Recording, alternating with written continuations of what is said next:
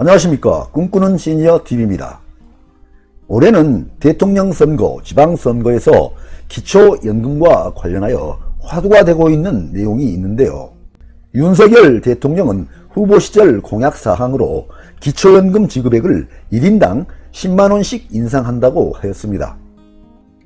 현재 최대 지급액은 단독가구 30만 7,500원, 부부가구 49만 2천원을 지급하고 있는데요. 대통령 공약사항에서는 최대 지급액 단독가구 40만원, 부부가구 64만원을 지급하겠다고 하였습니다. 그리고 지방선거 후보 중에서도 기초연금과 관련된 공약을 한 경우가 있는데요. 김동연 경기도지사 당선자의 기초연금 관련 공약사항이 눈길을 끌고 있습니다. 공약 내용은 기초연금 부부 감액 규정을 폐지하겠다는 내용입니다. 대통령 공약사항이 약속대로 시행이 되고 이와 함께 더불어서 부부 감액 규정이 폐지된다면 부부가 모두 다 받는 경우에는 64만원이 아닌 최대 80만원까지 받을 수가 있게 됩니다. 그리고 2022년도부터는 1957년생도 65세가 되기 때문에 기초연금을 받을 수 있는 대상에 포함이 됩니다. 그런데요, 너무나도 아쉽게 이러한 기초연금을 받지 못하게 되는 경우도 있습니다. 오늘 영상에서는 이렇게 기초연금을 받지 못하는 유형 12가지에 대해서 말씀을 드리고자 합니다. 오늘 안내해드리는 내용도 무척이나 중요한 내용이니까 끝까지 시청하시기 바랍니다. 첫 번째, 개인 간의 금융거래 부채 문제입니다. 기초연금에서는 재산 기준을 산정할 때 부채를 차감하여 산정을 해주고 있습니다. 그런데요, 금융기관의 대출금 등 공식적으로 인정되는 부채는 재산에서 차감하는 부채로 인정을 해주지만 개인간의 부채는 법원에 의하여 확인된 사채 이외의 모든 개인간의 부채는 차감 대상이 아닙니다.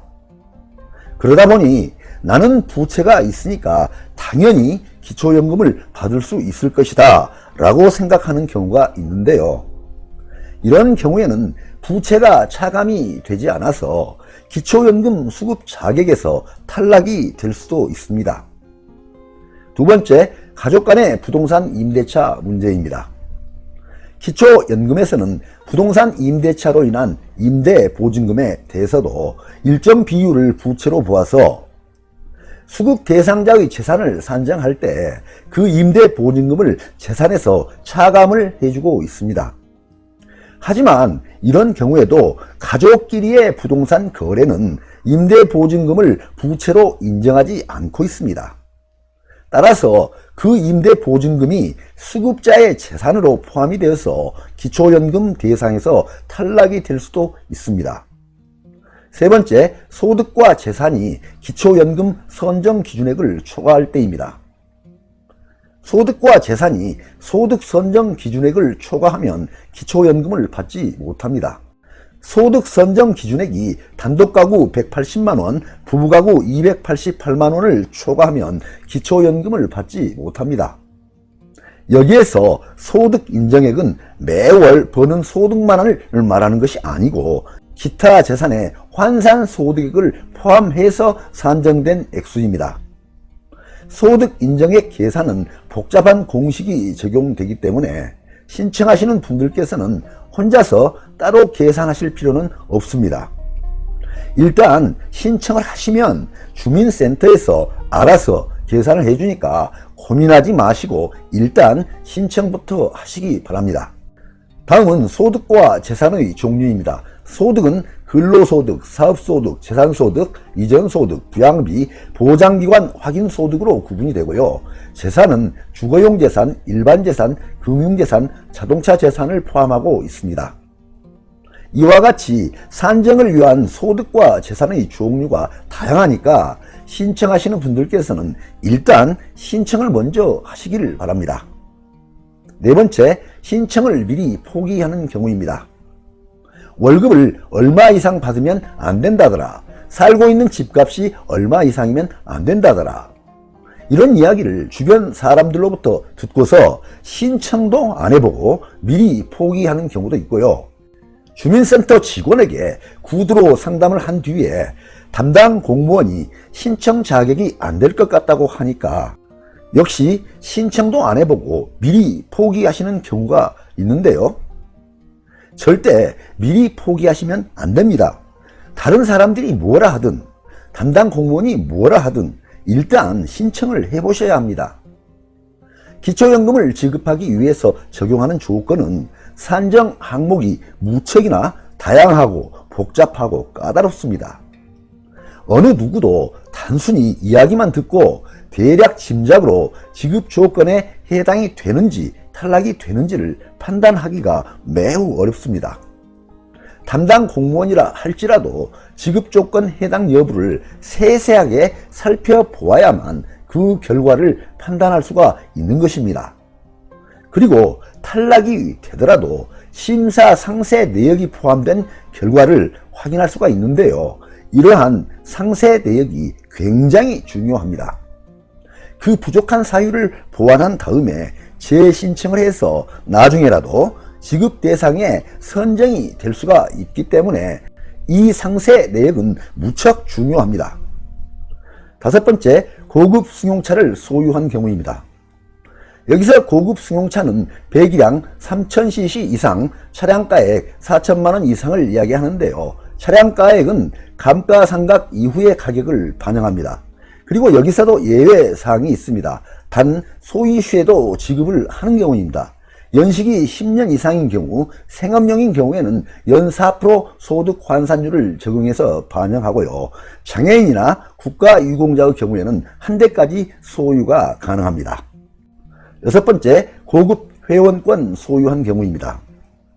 고급 회원권은 골프 회원권, 승마 회원권, 콘도 회원권, 요트 회원권, 고급 체육시설 회원권 등을 이야기하는데요.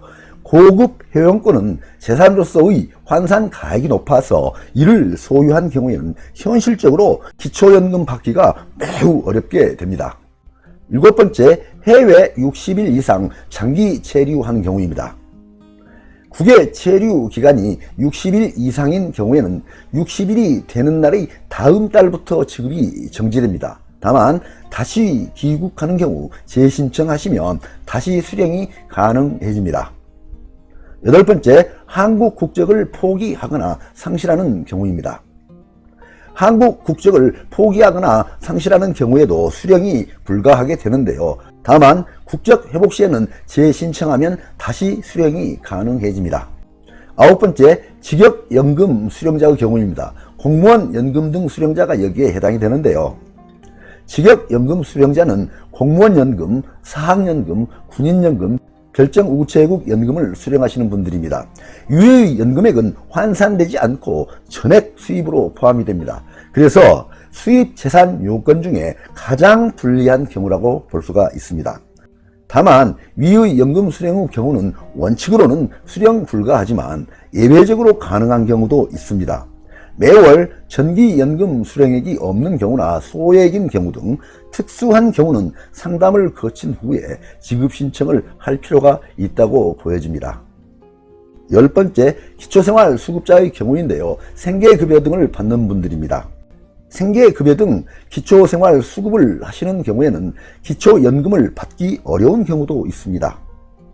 형식적으로는 이런 경우에도 기초연금을 신청해서 받을 수는 있으나 기초연금을 받게 되면 오히려 손해가 될 수도 있습니다.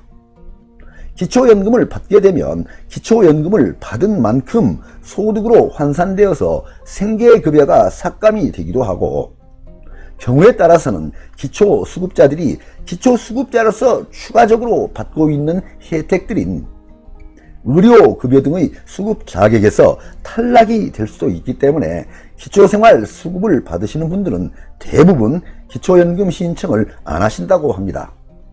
11번째, 분할연금 수령자의 경우입니다. 개인적인 사정으로 혼인관계가 종료되면서 분할연금을 받게 되는 경우에도 분할연금액이 많거나 본인의 다른 소득과 재산을 합한 금액이 많아서 기초연금에서 탈락이 될 수도 있습니다.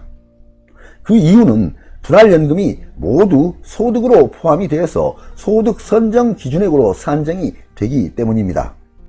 12번째, 신청을 안 하거나 늦게 신청하는 경우입니다. 기초연금은 신청주의를 원칙으로 하기 때문에 본인이 신청을 안 하면 국가에서 챙겨주지 않습니다. 신청은 65세 생일에 속하는 달에 전달 1일부터 가능하고요. 지급은 생일달부터 시작하는데요. 늦게 신청하면 늦게 신청한 그 기간에 대해서는 지급을 안 해준다는 사실도 기억하시기 바랍니다. 다음은 기초연금 상담 방법입니다. 전화 상담, 방문 상담을 할 수가 있는데요. 전화 상담은 보건복지부 상담센터 국번 없이 129번, 국민연금공단 콜센터 국번 없이 1355번으로 하시면 되고요. 방문 상담은 주소지 읍면사무소 동주민센터에 가시거나 국민연금공단 각 지사에 하시면 됩니다. 네, 오늘은 기초연금을 받지 못하는 유형 12가지에 대해서 설명을 드렸는데요. 한편에서는 기초연금을 차별적으로 지급하는 것은 형평성에 위반한다는 의견들이 많이 나오고 있고, 소득 재산 구분하지 말고 65세 이상 국민 전체에게 모두 지급해야 한다는 보편적 지급에 대한 논의들이 계속 나오고 있는 상황입니다. 시청자님들께 끝으로 당부드리고 싶은 이야기는 미리 포기하지 마시고 일단 신청을 하시라는 것입니다. 신청을 하셨다가 탈락이 된 경우에도 심사상세 내역을 검토해 보시고 미비점을 보완해서 꼭 재신청하시기를 권장드립니다. 네, 오늘 동영상 주제는 기초연금 못 받는 경우 12가지에 관한 내용이었습니다. 많은 도움이 되시길 바랍니다. 끝까지 경청해 주셔서 감사합니다.